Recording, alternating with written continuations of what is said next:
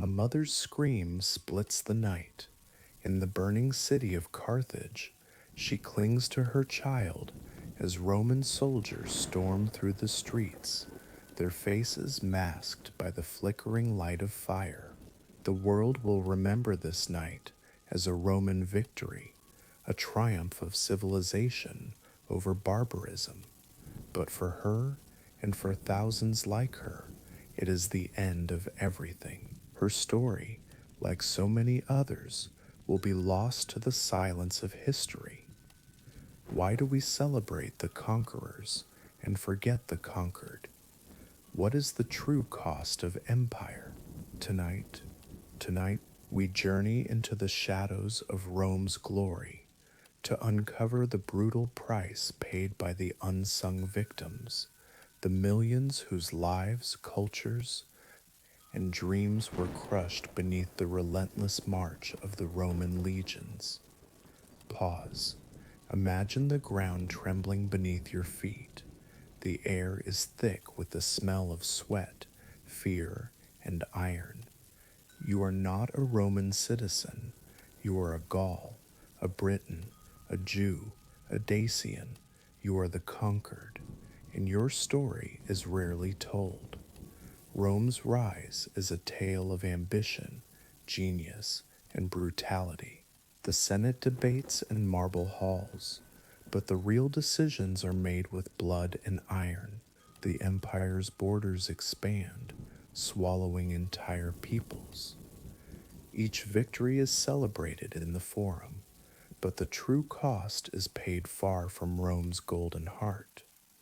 Let's begin with a single moment, a moment that changed the world. The year is 146 BCE. Carthage, Rome's greatest rival, is under siege.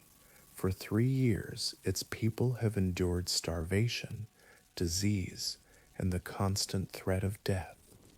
Now the final assault begins. Roman soldiers pour through the shattered walls. The city's defenders fight with the desperation of the doomed. Mothers clutch their children, fathers make their last stands. The streets run red. When the dust settles, Carthage is gone. Its people are dead or enslaved. The city is razed, its fields sown with salt. Rome calls it a triumph, but for the survivors, it is the end of the world. This is the true cost of empire. But Carthage was only the beginning. Rome's appetite was insatiable. Gaul, a land of forests and fierce tribes, became the next target. Julius Caesar, hungry for glory, led his legions across the Rhine. He wrote of his victories as if they were destiny. But his words are cold. They do not tell of the villages burned, the children orphaned, the women taken as spoils of war. In a single campaign, Caesar claims to have killed 1,000,000 Gauls and enslaved another 1,000,000. Numbers so vast they almost lose meaning, but each number is a life, a story cut short.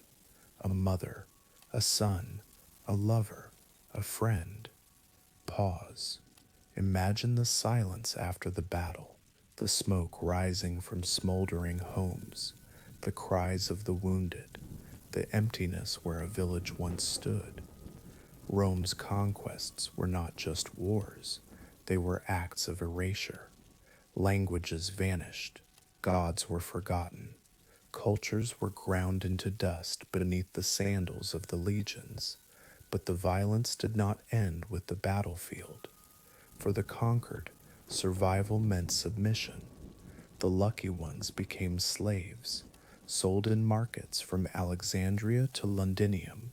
Children were separated from parents, husbands from wives. The chains of empire were forged in flesh and bone. Yet, even as Rome grew fat on the spoils of conquest, the empire itself began to rot from within. The wealth of the provinces flowed to the capital, but so did resentment. Rebellions flared, In Judea, a people refused to bow. The Romans responded with fire and crucifixion. In Britannia, Boudica rose in fury, her daughters violated by Roman hands. Her rebellion was crushed, her people slaughtered. Still, the machine of empire rolled on. But what of the Romans themselves? Did they escape the cost? Far from it. The legions were filled with men who had seen too much, who carried the scars of war in their eyes. Veterans returned home to find their farms stolen by the rich, their families destitute. The glory of Rome was a mask, hiding a society cracking under the weight of its own ambition, and in the shadows, the victims multiplied. Gladiators, many of them prisoners of war, fought and died for the amusement of the mob. Their blood soaked the sand of the Colosseum. Their names are lost, but their suffering is not. Pause. Listen. Can you hear them? The whispers of the forgotten, the conquered, the enslaved, the silenced. Rome's roads were paved with bones, its temples built on broken backs, its triumphs bought with tears. Yet, even in the darkest corners of empire, there was resistance, stories of courage and defiance, a mother hiding her child from the slavers, a rebel leader refusing to kneel, a slave who dreams of freedom even as the whip cracks. These are the unsung victims and the quiet heroes of Rome's story. As the centuries passed, the empire's hunger became its undoing. The provinces bled dry, the legions stretched thin, enemies gathered at the borders. Rome, once invincible, began to crumble, but the legacy of its conquests endures. The languages we speak, the laws we follow, the ruins that still stand, all are stained by the blood of the forgotten. So, what is the true cost of empire? It is not measured in gold or marble, but in lives lost, cultures erased, and dreams shattered. It is the price paid by those who had no voice, whose stories were buried beneath the weight of history. Tonight, as you turn away from the glow of your screen, remember them, the mother in Carthage, the child in Gaul, the rebel in Judea. Their suffering built an empire. Their silence echoes through time. And as we marvel at Rome's greatness, we must ask ourselves, what do we choose to remember, and what do we choose to forget? The Mystery Archive will return, because history is not just the story of the powerful, it is the story of us all. But let's not stop at the surface. Let's walk, step by step, through the blood-soaked centuries of Rome's expansion. Let's meet the faces behind the numbers. Picture a young boy in Numidia, North Africa.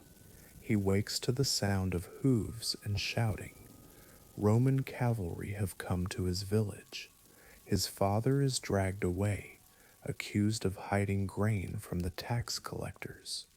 His mother begs for mercy, but the soldiers laugh. The boy is left alone, his world shattered in a single morning. He will grow up in the shadow of Rome, his language forbidden, his gods mocked, his future stolen. Now, cross the sea to the windswept hills of Britannia. A girl named Ira watches as her village is surrounded by Roman troops. She is just 12. Her father, a chieftain, is executed in front of her. She and her mother are marched south, sold as slaves in Londinium. Ira will never see her home again. Her story is not in the history books, but it is real. For every Roman triumph, there are 1,000 silent tragedies. Pause. The Roman Empire was a machine. Efficient, relentless, and hungry, it devoured not just land, but people, the census, the tax rolls, the slave markets. These were the gears that turned behind the marble facades. Consider the fate of the Dacians. Their king Decebalus fought Rome for years, refusing to surrender. When he was finally defeated, he took his own life rather than be paraded in chains. His people were slaughtered or enslaved. The gold of Dacia filled Roman coffers, funding new temples and games. But the Dacian language vanished. Their gods were forgotten. Their children grew up Roman, their past erased. And yet the empire was never satisfied. Each conquest brought new enemies, new rebellions, new victims. In Judea, the destruction of Jerusalem was so complete that survivors wandered the empire as beggars and slaves. The sacred temple was reduced to rubble, the Jewish people scattered, their homeland lost for centuries. Pause. Imagine the weight of that loss, the ache of exile, the longing for a home that no longer exists. But Rome's brutality was not reserved for foreign lands. Within the city itself, the poor suffered as the rich grew ever more powerful. Grain shortages led to riots. The streets were filled with the homeless and the desperate. The games in the Colosseum were a distraction, a way to keep the masses quiet while the empire bled them dry. And always the slaves. By the height of the empire, 1 in 3 people in Italy was a slave. Some were educated Greeks, forced to tutor the children of their conquerors. Others were minors, condemned to a life of darkness and pain. Many died young, their bodies discarded, their names forgotten. Pause. The empire's greatness was built on their suffering. But even in the darkest times, there were sparks of resistance. Spartacus, a gladiator, led a slave revolt that shook Rome to its core. For 2 years, he and his followers fought for freedom. They were hunted, betrayed, and finally destroyed. 6,000 rebels were crucified along the Appian Way, a grim warning to all who would challenge Rome. Yet the dream of freedom could not be killed. As the centuries passed, the empire's foundations began to crack. Corruption spread. The legions, once invincible, were filled with mercenaries who cared little for Rome. The provinces, drained of wealth and hope, became breeding grounds for rebellion. And then the barbarians came. Goths, Vandals, Huns, names that struck terror into Roman hearts. But to the conquered peoples, they were not monsters. They were liberators, or at least a new kind of master. The old order collapsed. The empire fell.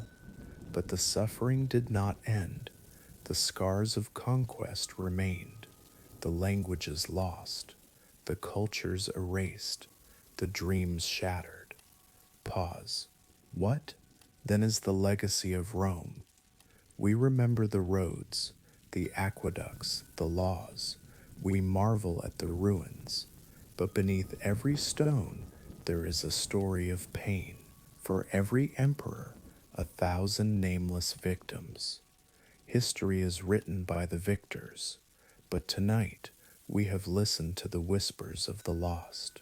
So, as you close this chapter, ask yourself, what is the true cost of empire, and who pays the price?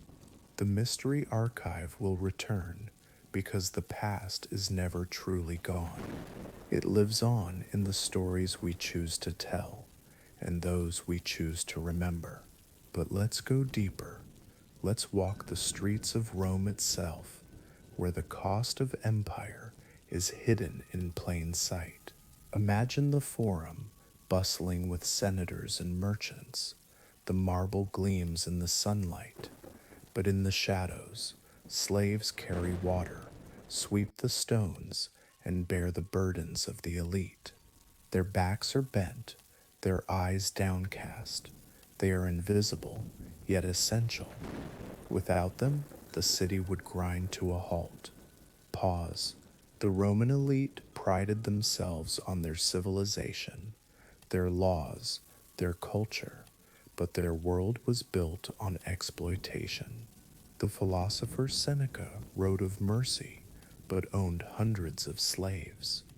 The poet Juvenal mocked the poor, but never questioned the system that kept them in chains. And what of the women? Roman women, even the wealthy, lived under the authority of their fathers and husbands. For the conquered, the fate was far worse. Women were taken as spoils of war, forced into brothels, or sold as concubines. Their suffering was rarely recorded, their voices silenced. Pause. The cost of empire was paid in bodies and souls. But the empire was not just a machine of destruction, it was also a machine of assimilation. The conquered were offered a choice: resist and die, or submit and become Roman. Some chose to adapt, to survive. They learned Latin, adopted Roman gods, sent their sons to serve in the legions. Over generations, their identities faded, replaced by the culture of the conquerors. Yet, beneath the surface, the old ways lingered. In the countryside, peasants whispered prayers to forgotten gods. In the markets, traders spoke in ancient tongues. The empire could conquer land, but it could not conquer memory. Pause.